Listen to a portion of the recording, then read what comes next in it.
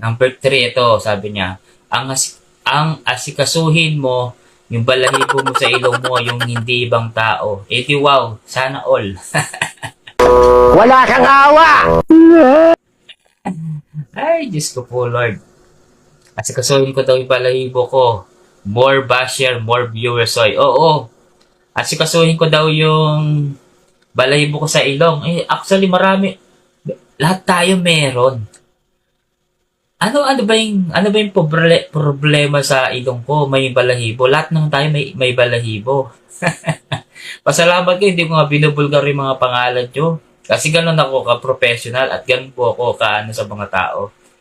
At syempre, bago po kayo mag-bash ng ganyan, siguro po mas maganda siguro, tignan nyo muna yung mukha nyo sa salamin bago kayo magsalita ng ganyan. Okay? Yan.